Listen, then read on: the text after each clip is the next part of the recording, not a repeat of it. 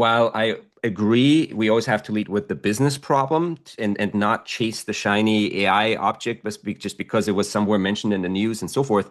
I still find it interesting that AI, like you were saying earlier, these AI capabilities are moving so fast that if I don't know what AI is already capable of, I won't be able to think of the right use case, right? Like if I live in a world where there weren't airplanes, I'm not going to think about shipping things with airplanes because I don't even know that these things exist, right? But now we do, and these things are around, so I have to actually completely think differently on what's possible. So it's like an interesting, I guess, education effort that we have to do to continuously try it. So which again, we have to be interested in what AI is capable of doing so we can then connect that to our business cases.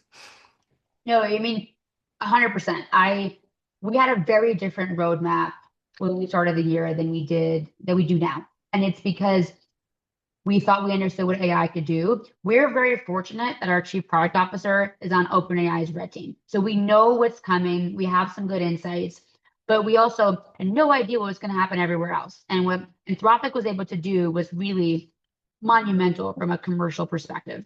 So we had to learn and we had to adapt. And it's one of those opportunities to really invest in your people. And you don't have to invest in everyone because there's going to be a lot of naysayers. But figure out who on your team wants to learn, is willing to learn, is ready to be invested in. Because frankly, if they're not willing to learn, figure out what's going on there, they're not going to have a job, in the near future. So this is an opportunity for, I think, most leaders to come in and say, yes, the world is changing. This is evolution. This is an excitement time.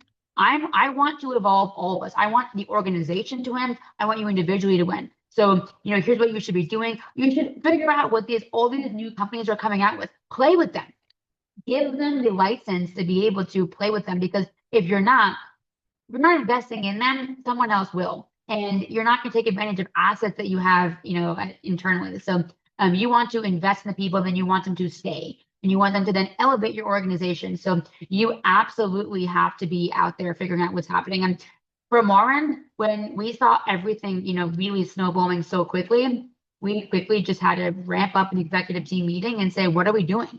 We now need to change quicker. We need to be comfortable breaking things and figuring out what the future will look like in the organization, because what we thought it would be 2 months ago is not what it's going to be. And if you don't change, you're just not going to survive. I mean, this is humankind. We have to evolve for us to be alive. So I think you have to be doing a couple of things. First off, know how to use those tools on a daily basis for your teams. And there's a lot of ways to use the tools effectively people don't know about. So, for example, if you're using OpenAI, so ChatGPT, if you're in procurement, for example, you should create a prompt library for your team that is consistent. You should say, here are my governing principles. Every single contract needs to always have these 5 things. It needs to have, terms for convenience. It needs to have its pricing. And you can put in a long prompt and say, here's everything I always need. So that way, everyone on your team, when they receive a contract, just run through it. And then you're going to have every single person giving you the same output. But make sure you know to put into deep research mode, for example. Which model should you be using? How often should you be up maintaining those rules?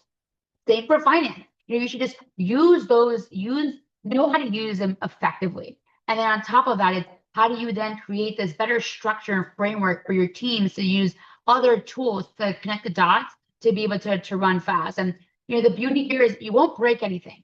Just start small and then see what happens. It's you need to get comfortable. And as a leader, your team won't win unless you're comfortable with it. So take the time to invest in yourself and say, what does all this mean? And how do I do it?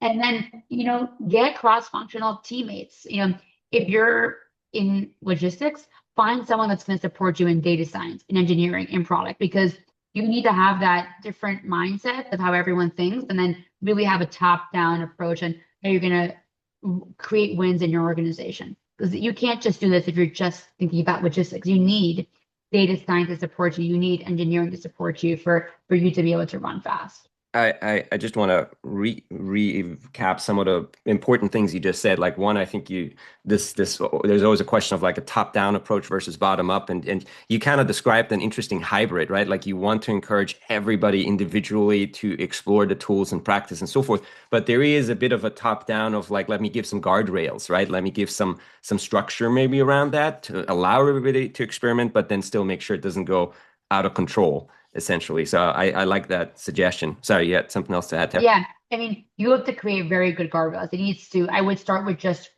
read access. Don't do any kind of writing. So what that means is like if you have a database, you give the team the ability to extract information, but create multiple protections so they can't write anything. Because AI aims to please. And this is really important. So if you ask it a question like, what did this data look like last year? It will say what it looked like. But then if you say, well, could you fix it? And you will try and actually fix historical data whether you might not want it to fix. So you need to be thoughtful there. Maybe create new elements. I want to normalize it. I want to cleanse it. I want to be able to update it. But it will by default try and fix information. So you need to really protect yourself.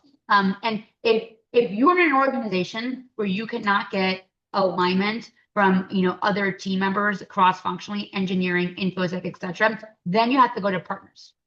Because you need to figure out, well, who can support me? Can SAP support me? Who are my peers? Can they support me? Can my 3PL support me? Because you need someone that's going to have governance if you can't get that internally at your company. Yeah, super interesting. And now you just mentioned a whole bunch of tools, right? So SAP and there are TMSs and WMSs and various tools out there, and everyone seems to now add on an AI capability to it, a Gen AI capability. Do I run the risk of now having all of these like AI silos again, or are they going to be talking with each other? I think that they will all be talking to each other. Instead of thinking about it like AI, think about it like people on steroids. And AI really is just automation. And it's for most of what it is. Outside of the innovation, it's just, automating what people used to do. So if I would not look at AI to replace your systems, it is nowhere near there. It's not perfect. And these systems are perfect. So for me, perspective, for example, run a business, I am not looking to use AI to replace ADP. No, I need it because it has all my rules, I will wait for ADP to have innovation, and I will expect that from them, but I'm not going to replace it. So anywhere where I'm using a technology provider or any kind of provider, you should be looking for how they're going to leverage AI to boost what you can do. That is separate from what you can do with everything together. And that is even separate from your question, which in the future, you used to have every system talking to your people or maybe talking to each other, whether it was your WMS, your OMS, your 3PLs, your carriers. I absolutely see a future where they're just talking to each other, and there's rules where you have allowed them to talk to each other and you've governed what automation can do. We're not there yet.